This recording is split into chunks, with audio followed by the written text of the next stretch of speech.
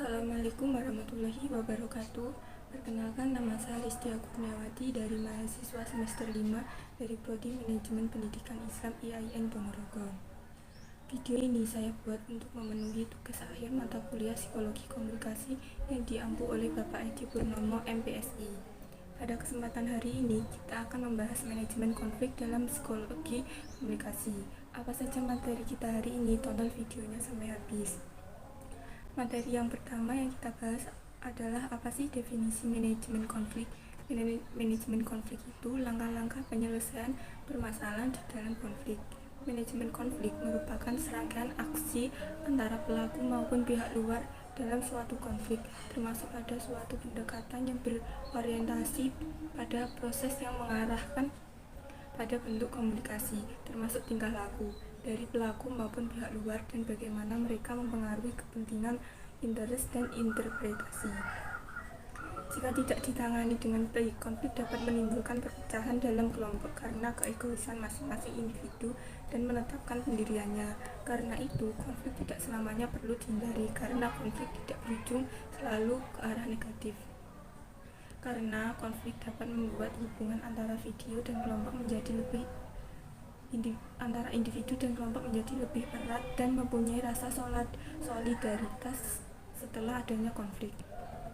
Manajemen konflik dapat melibatkan bantuan diri sendiri, kerjasama dalam memecahkan masalah, atau dengan tanpa bantuan pihak ketiga atau mengambil keputusan oleh pihak ketiga. Selanjutnya ada konflik dalam perspektif psikologi komunikasi. Apa sih konflik dalam perspektif psikologi komunikasi itu? Jadi dalam perspektif psikologi komunikasi, konflik merupakan sekumpulan reaksi seseorang yang berasal dari internal maupun yang berasal dari eksternal yang berbeda dalam suatu konflik.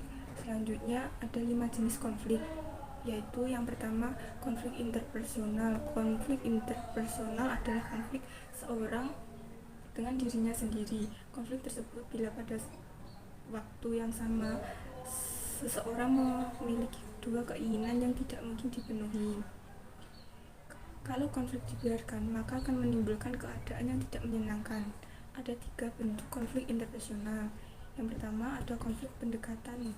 Contohnya, orang yang dihadapkan pada 2 pilihan yang sama menarik.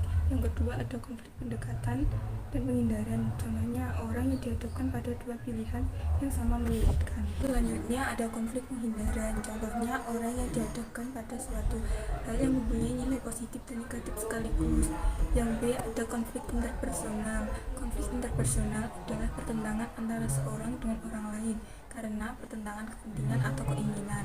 Hal ini sering terjadi antara 2 orang yang berbeda status jabatan, bidang kerja, dan lain-lain. Konflik interpersonal ini merupakan suatu dinamika yang amat penting dalam perilaku organisasi. Karena konflik semacam ini akan melibatkan beberapa peranan dari beberapa anggota organisasi yang tidak akan mempengaruhi proses pencapaian tujuan organisasi tersebut. Yang C ada konflik antar individu dan kelompok.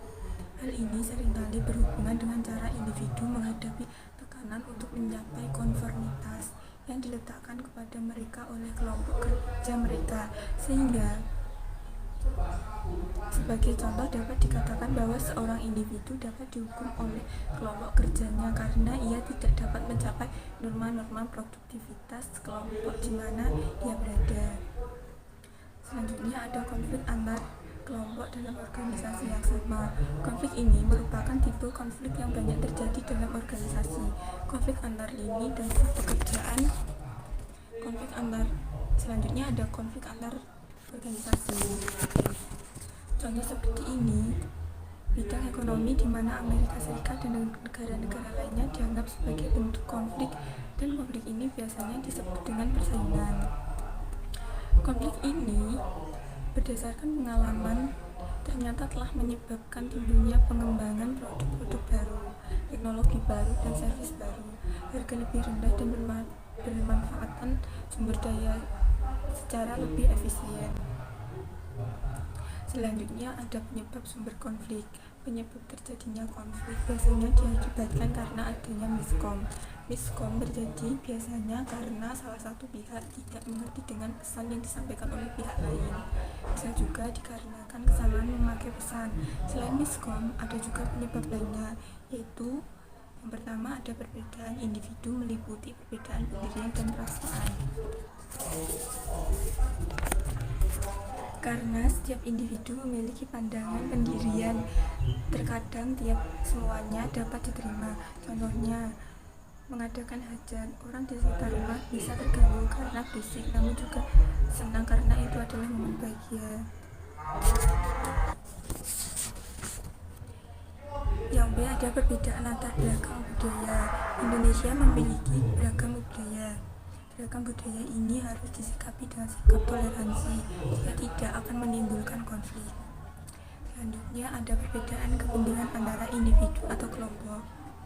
Manusia memiliki perasaan, pendirian maupun latar belakang kebudayaan yang berbeda.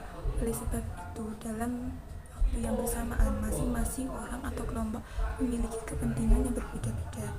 Kadang orang dapat melakukan hal yang sama, tetapi tujuan yang berbeda-beda. Selanjutnya ada perubahan nilai yang cepat dan mendadak dalam masyarakat. Perubahan adalah sesuatu yang pasti terjadi, tetapi jika perubahan itu berlangsung cepat atau bahkan mendadak, perubahan tersebut dapat memicu terjadinya konflik sosial. Contohnya, orang kota yang pindah ke desa dalam bersosialisasinya bisa menimbulkan konflik karena orang kota terbiasa cuek dengan lingkungan sekitar mereka dibandingkan berbalik dengan orang di desa. Selanjutnya ada pengelolaan konflik. Jadi sepanjang kehidupan kita senantiasa dihadapkan dan bergelut dengan konflik, baik itu secara individu maupun organisasi. Ada beberapa cara untuk mengelola konflik. Yang pertama ada kontrol marah Anda dan respon emosional. Menunjukkan rasa hormat untuk perasaan pihak lain. Memvalidasi bahwa konflik adalah nyata bagi mereka, tidak peduli seberapa sepele mungkin tampaknya Anda. Konflik merangkul membangun hubungan yang jujur. Dengan memvalidasi perasaan kedua belah pihak tentang situasi, Anda kemudian dapat pindah ke mode pemecahan masalah. Yang kedua ada memahami masalah. Luangkan waktu yang dibutuhkan untuk menilai lingkungan situasi, sumber konflik, isu yang terlibat, tujuan, dan dinamika hubungan yang terlibat. Menerima kesalahan dari pihak yang terlibat dan bersedia untuk mengakui mereka fokus pada perilaku berubah, bukan orang. Yang ketiga ada memilih strategi Anda. Tidak semua konflik dapat dikelola. Dapatkan semua fakta sebelum membuat penilaian apapun. Pilih waktu dan tempat dengan hati-hati. Manajer yang baik akan hati-hati dan memilih layak penanganan, dan pilih strategi yang tepat untuk menandatangani mereka. Yang terakhir ada cara untuk tujuan bersama. Tahu pilihan Anda dan pilih terbaik Anda. Mencoba untuk bekerja untuk sosialisasi memang akan bekerja untuk sosialisasi menang-menang yang akan diterima oleh kedua belah pihak. Lakukan ini dengan mengajukan pertanyaan terbuka dan menunjukkan Anda pernah mendengar dan mengerti tujuan atau tujuan lain. Ketika hal ini tidak mungkin atau waktunya singkat, cobalah untuk menampung banyak kepentingan orang lain mungkin, dan kemudian menyusun keputusan yang akhirnya paling adil dan membantu organisasi. Kadang-kadang solusi kompromi harus cukup. Sekian penjelasan dari saya, semoga dapat dipahami.